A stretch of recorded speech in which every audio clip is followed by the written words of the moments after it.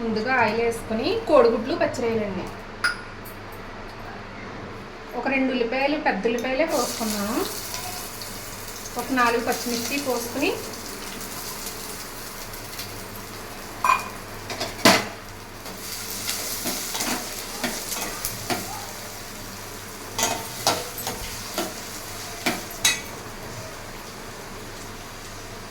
ఉల్లిపాయ ముక్కలు త్వరగా వేగిపోయాయి. కొంచెం పసుపు,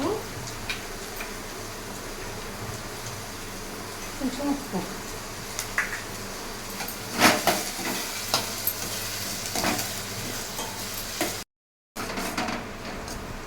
ఉల్లిపాయ ముక్కలు వేగిపోయినాయి కదా. ఇప్పుడు ఇందులోని ములక్కాడ ముక్కలు,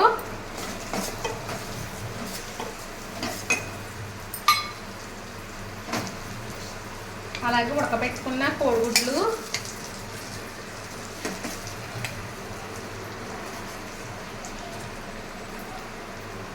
అలాగే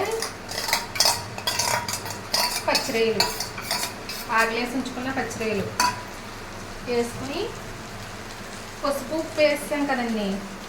ఒక స్పూన్ కారం వేసుకుని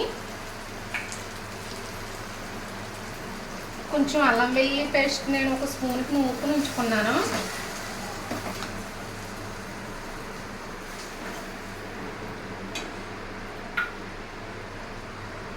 తర్వాత ఒక గ్లాస్ వాటర్ వేసుకుని మూత పెట్టేసుకోవాలండి. ఒక అరగంట పడుతుంది. 20 నిమిషాలు అయ్యాక అది ఉడికిపోయిన తర్వాత 20 నిమిషాల తర్వాత మసాలా పొడి వేసుకోవాలండి. తర్వాత ఒక 10 నిమిషాలు ఉడకనిస్తే కరెక్ట్గా, అంటే ములక్కాడలు కూడా ఉడకాలి కదా, అందుకని అరగంట పడుతుంది కరెక్ట్గా.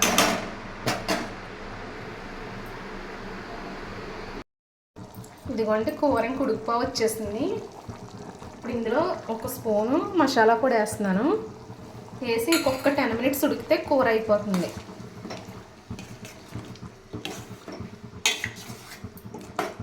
కోడిగుడ్లు పచ్చిరొయ్యలండి ఇది.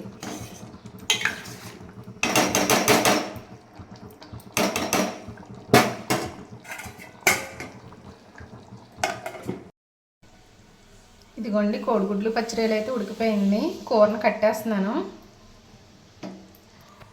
ప్లీజ్ సబ్స్క్రైబ్ చేయండి, షేర్ చేయండి, లైక్ చేయండి. మా వీడియో చూస్తున్న వారందరికీ ధన్యవాదాలు.